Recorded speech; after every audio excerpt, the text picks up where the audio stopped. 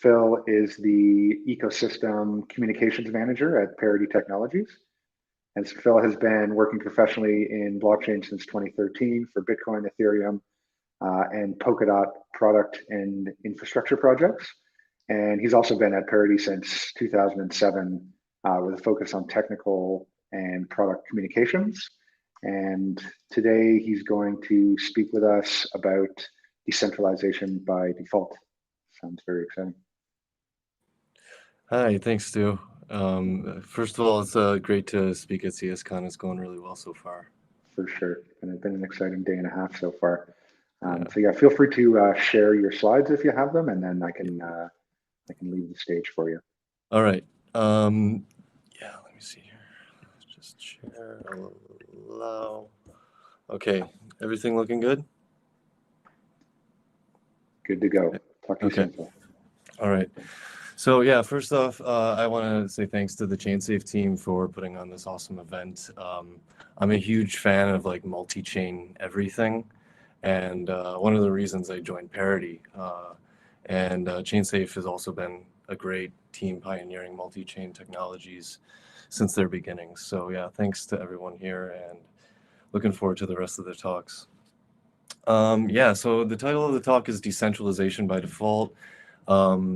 It's going to first talk about the kind of importance of decentralization, also the importance of defaults, kind of the overarching view of how things should be in the ecosystem that we're all a part of. And then going into how we're trying to achieve this with Substrate and Polkadot, utilizing light clients. So, yeah. I'll be talking about defaults, decentralization, also focusing on like end users, trying to keep this really high level, and then builders as well, and then go into some more technical stuff with what we're doing with Substrate. So defaults are important, and it's one of the two main words of the talk. This is something I've talked about in previous talks of mine, but why are they important? It's because the system a user chooses to opt into comes with many defaults. And you might be joining a system or some sort of blockchain or an application for a certain reason, and you might not be aware of all the defaults that come with it, all the kind of baggage that comes with it. For instance, like back to the early days of me working at Parity, it's one of the differences of Ethereum and Polkadot are the way upgrades are done on chain. So when you, as a user, you download a client for Ethereum, the defaults of the upgrade path are very different than downloading the clients and running a node on Polkadot. Namely, the fact that when you download that node on Ethereum, you have to constantly opt into every upgrade that the community talks about. You can choose to stay with your old node and go on your own fork, like has been done in the way back past. Whereas with Polkadot, when you download the node, the decision is done on-chain with the on-chain governance we have, and therefore the default is that you're trusting the client to follow the on-chain governance as opposed to you actively changing. So that's one example, like, and that's a very big difference between these two blockchains, and that comes with many trade-offs for each one. Not really here, but this is so important. And we experience defaults we're unaware of, defaults we are aware of as we use blockchain applications and blockchains themselves. The other thing is we must decentralize. This is obviously an important topic here. It's everything we're doing here. So in order to decentralize, we need to weed out the trusted third parties. And without going too deep into defining decentralization, that's not what this talk is about. It's a pretty large topic. We should really define what our goals ought to be for the products we're all contributing to in this space. So many services we actually use wouldn't be considered decentralized. The ones that allow us to on-ramp to blockchains, such as many, I would say 99% of users enter the space with centralized exchanges. So And if we really look down to what decentralization is, it's really getting rid of not having trusted third parties. Now, we need to have sufficient decentralization that protects the users and the systems they use. So we should be continuously trying to weed out any points of centralization and that don't have the accountability that the rest of the system has built into it. And while we've seen great success in decentralization on the protocol layers of Bitcoin and Ethereum, there are many protocols, services, and wallets that haven't decentralized in a way that really correlates with user growth. And it's the problem of trying to keep up with user growth and decentralization. So the end user today, who is this user? It's gotten very different over the years, for sure. The culture has changed and adapted. It's grown. We've seen many, many new use cases. But in the end, today we're seeing, and especially in the last year, the end user is multi-chain. And whether this means they're using different layer 2s on Ethereum or using different L1s with different L2s, yeah, they're using many, many different blockchains and layer 2s. And when everyday mass market audiences actually pull their tokens out of those centralized exchanges and begin to benefit from the groundbreaking products on Web3 platforms, they don't even have the awareness, much less the time to care about the decentralization of the services they use. They're promised this by many people talking and writing articles and talking on Twitter and so on, but there's a lot of intricacies and nuances that are important. They simply want it to just work. That's the experience they have using modern day software products, Apple, Microsoft, all the main systems that come, Google services. I mean, Google's typing half the words for us at this point. They don't even want to work. They want it to work for them. So this is very important. The understanding the user today is somebody that cannot take the burden, the mental transaction costs of like, is this the proper thing to use? Why? And users have many, many different values. They may not even care so much about the decentralization at heart, and that's okay, but this puts the burden on the builders. It's all our responsibility to continue to build decentralized services. It's the problem really is the why it's the builder's burden is because there's such a giant user growth right now, and to correlate with scalability and so on, to really scale up these systems, they just need to provide fast UXs so that the users just don't go somewhere else. And this has led to a type of competition that's really centralized a lot of blockchains. We've seen other blockchains out there who have done some trade-offs that really centralize the validation of blockchains and so on, and also UIs and the services those UIs connect to. So like, it's kind of beating a dead horse at this point, but Infura is a great product for Ethereum. It has allowed the ecosystem to scale up so quickly, and it's great. I'm not here to bash it. However, it is a central point of failure for many, many services, including centralized exchanges. We saw a year ago where Infura went down and users weren't able to withdraw their funds from centralized exchanges. And there's Infura, again, it's a great service that allows developers to easily scale up their dApps and other applications so that users can just get that convenience and great user experience that they're looking for with these groundbreaking products. So it's really all our responsibility. I'm not a developer or builder myself. However, it's even as a communications person, it's our responsibility to hold these services accountable, and even the things we build ourselves, and are a part of, and trying to represent in an honest way. So there have been some good initiatives in the blockchain ecosystem that are positive around this, and I'm going to focus on the light client. So on the client side, not necessarily the client side, but the clients in the ecosystem. There are many points of the blockchain tech stack, whether it's the consensus layer, execution, all these things from consensus protocol level all the way to the end user, buying an NFT, who's never really dealt with blockchain before. And one of the main layers I'm going to focus on is the client wallet interface. And this is where we've seen, Infura really being utilized to support MetaMask in great ways and everything.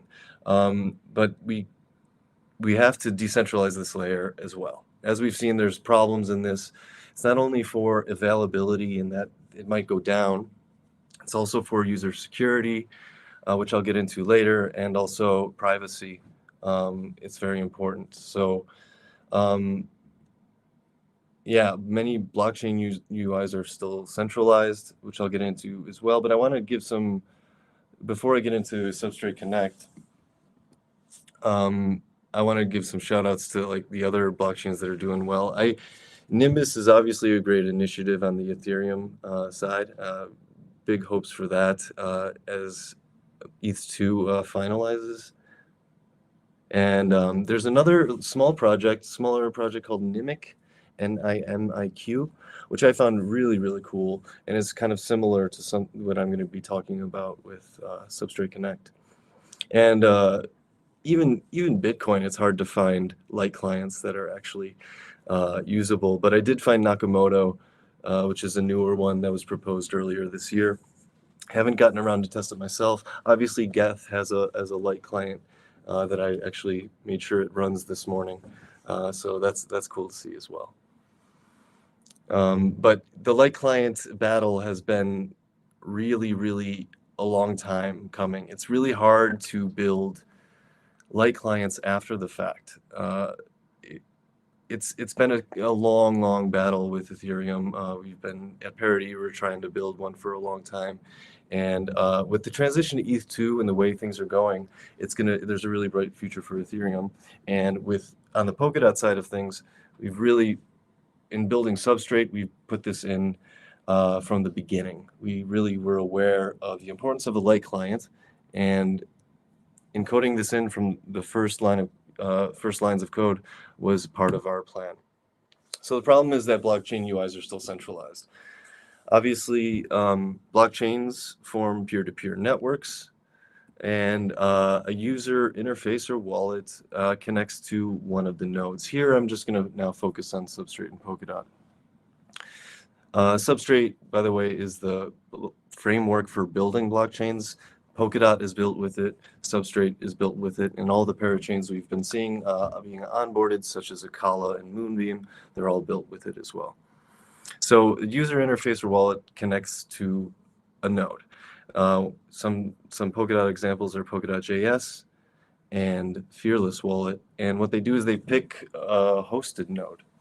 And the issue with this can be that you're kind of trusting that whatever your node is connecting to is it's not trustless. The communication between your user interface and the node is very separate, and it needs to be communicated, and that involves a lot of trust. And part of this, as I said, is weeding out these trusted third parties. So it could lie. The node that you're connecting to could lie to your interface. It could just be unavailable, again, as we've seen before.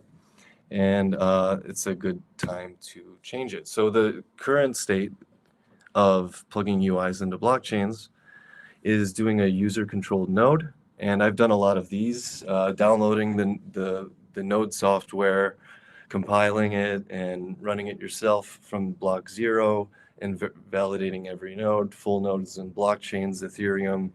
I really like doing this, but not everyone does, and I understand why. It takes a long time, and it's really burdensome. To update, sometimes it's really burdensome. But they are secure. It's trustless. It connects to multiple nodes and verifies absolutely everything, every transaction and every block. But it is inconvenient. The next one that most people use is a publicly accessible node, where the UI connects to a third-party owned publicly accessible node client. An example of this on Bitcoin would be Electrum, where you see a list of servers and it's connecting to a server, something that blockchains were trying to get rid of. Yeah, obviously MetaMask does this as well. And correct me if I'm wrong on any of this stuff. I may be wrong, but I'm fairly certain MetaMask does. And the great thing for this, as I was talking about before with Infura, is it's convenient.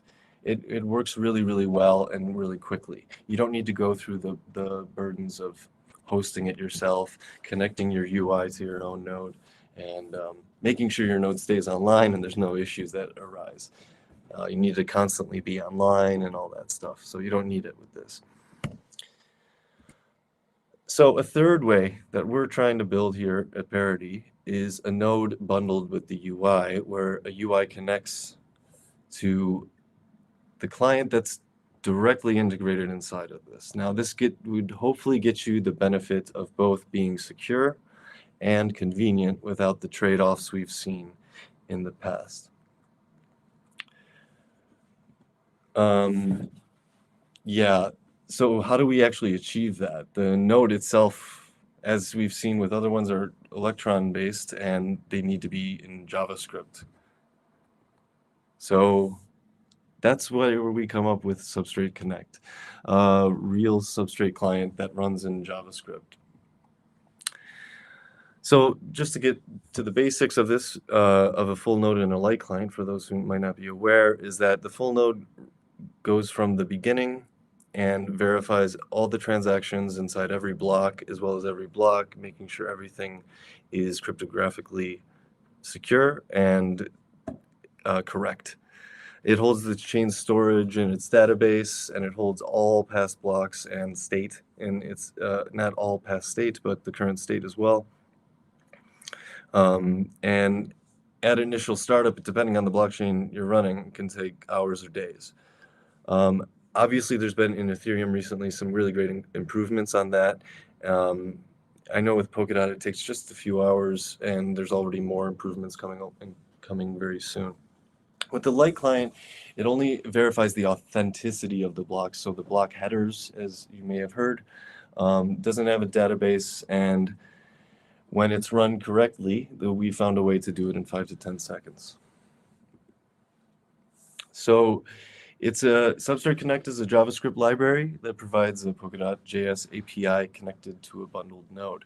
And for the developers out there who may want to ask more technical questions, as I said, I'm not a developer here. However, I understand it as much as I can. I'll answer any questions as best as I can. If not, I'll admit that I don't know.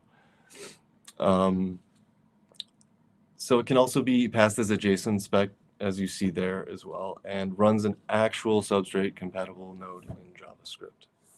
And there's no trick. The node is run by the JavaScript engine, directly connects to the chain. The API is very similar with interacting with an RPC node, which this is not.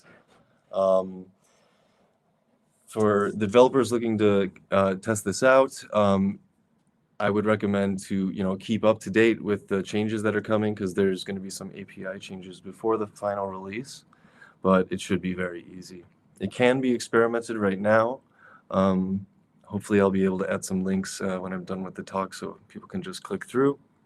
And there is already, if there's any Polkadot users using Polkadot.js, if you go to the Polkadot, the main relay chain, and select the different providers we have, either the one that's hosted by Parity, the central point of failure I was talking about earlier, or there's other kind of distributed node services that do a different layer of this decentralization. There's also light client experimental, which I've gotten to work myself. However, I think right now, currently, there's no way to do any transactions. You can view the chain state and all the balances and so on, but you can't do any transactions right now to protect users. So right now there's a problem, with each tab having its own connections. And going back to the beginning, this is a multi-chain project. Polkadot itself is very multi-chain focused. There's the relay chain that secures and finalizes and connects together all the parachains that are currently being connected to Polkadot and Kusama as well. And there's many different UIs happening. And if each UI needs its own JavaScript tab being run, this can lead to kind of lesser performance that we don't want. So we've come up with a solution, a way to really create a browser extension that utilizes Substrate Connect, a Substrate Connect browser connection that is able to share the resources and really have multi-chain, multi-light client solution at the click of a button. Yeah, and that's what the connection is all about. So it's actually two things, Substrate Connect. There's the JavaScript library that runs an actual node. However, if the user goes to a front end, a UI that's utilizing the JavaScript library, but they have the extension, it would automatically go to the more efficient version of Substrate Connect, the browser extension. And yeah, it actually syncs in about 5 to 10 seconds per chain, and then afterwards, it's pretty much instantaneous. It's not finished yet. However, it has a nice UI that will give overview to the end user. There is the optional auto fallback to a node per page if something is going wrong. It speeds up chain initialization by quite a bit. And as I was saying, with 5 to 10 seconds per chain, it's also resistant to malicious web pages, so it can't use the other applications that are also using the same extension. And as I said, it's still in development, but should be out very soon.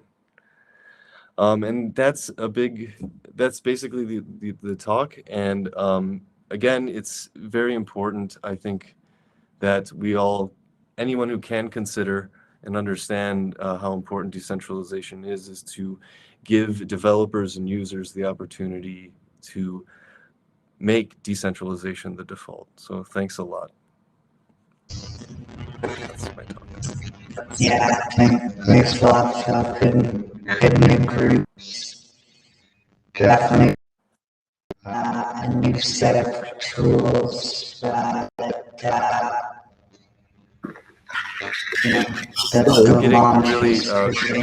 I'm getting really distorted microphone. Yeah, you sound like a robot.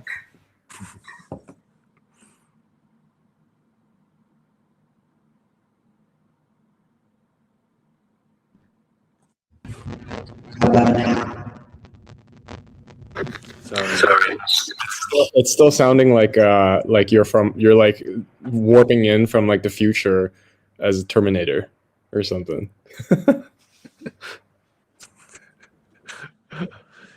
Maybe a reconnect. I can try to answer the questions myself, if that's okay. I don't know how much time we have. Okay, well, welcome to Cscon. I see two questions in the chat. I'll try to answer.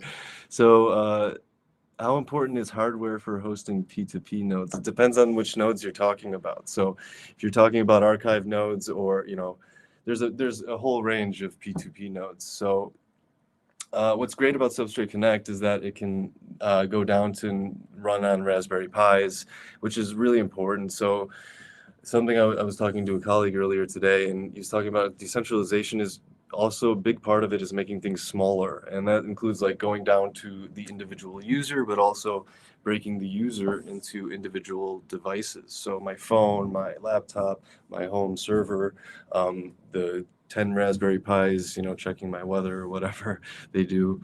It can be a big, the more important question is not how important the hardware is, but what do you want to accomplish by hosting a node? So if you want to be a validator if you want to just like, again, get some chain data for a display on a Raspberry Pi, you can do that. You would just probably want a light client forever. If you want to be a validator on Solana, you might need a Google cluster to do that. So there's a huge range between that. So let's see, anything's possible. Polkadot Hackathon, a good place to start, of course. I believe we have a Polkadot events page. Polkadot events. If you just search for Polkadot events, go to polkadot.network. The last event we had was Polkadot Decoded. There's plenty of talks you could also watch from the last. If you're more technical, something more important and more relevant might be Sub-Zero, and search for that. And there's plenty of technical talks there that just happened about a month ago in October. Amazing. Yeah, Awesome. I'm going to be taking over for Stu while he restarts his right. computer. But thank you for your time and your talk. That was amazing to get some insights from someone that works at Parity. And yeah, sorry about the little thing with Stu. He had to. I think he's probably. It's the pretty future funny. Let me try this one more time. Oh, there you are. I can hear you. It's working again. Okay. Yeah. Sorry about that. I don't know. It's I had my AirPods in for the first 2 hours of the show, and then they were dying, so I had to take them out. And now I'm just. So I don't know if we got through all the questions, but it looks like it. I think I did. Yeah. So maybe I'm right in time to say thank you one last time to Phil for making an appearance today and sharing a very engaging presentation with us. And yeah, if you also would like to drop any social handles in the chat, so folks can get yeah, there you go, perfect. I really like your background too. Yeah, I'm at the Parity offices here. So that's a physical background. Yeah. Interesting. I like it. Cool. Yeah. But yeah, thanks again, Phil, for no problem. taking the time, Thanks and for having me. yeah, always good to hear from you. Thanks. Take care.